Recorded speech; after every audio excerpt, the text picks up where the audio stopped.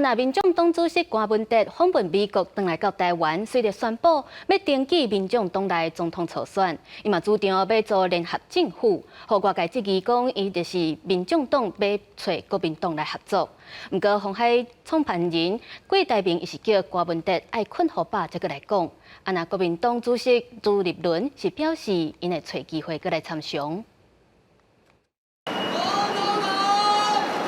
访美的行程结束啊，民众党主席郭文哲一透早回来到台湾，支持者去同机场接机，献花佮大声喊讲总统好。外界嘛关心伊当时会去领表登记。我明天就去处理了，报名完审了以后要，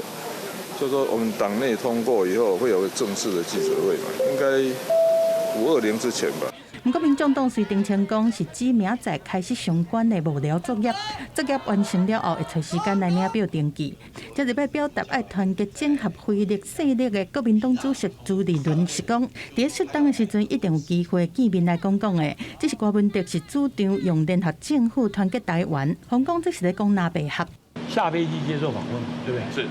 一定没有睡饱哦，这个让他多睡几天哦。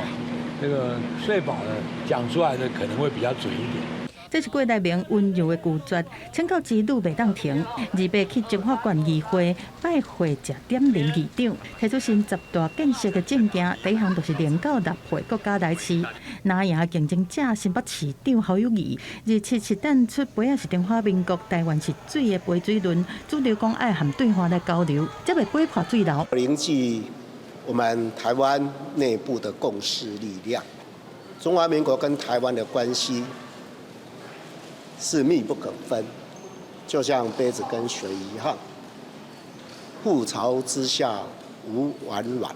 新北市议会在国民党的议员人数较有优势之下，27是提前总质询，另外嘛当在准备罢免咱港的市长这个行动，已经得到民进党正式提名参选2024总统大选的赖清德，要开始启动陆战。新到台湾自由会拜6礼拜要去高雄台中和后援会见面，甲基层顾好在记者综合报道。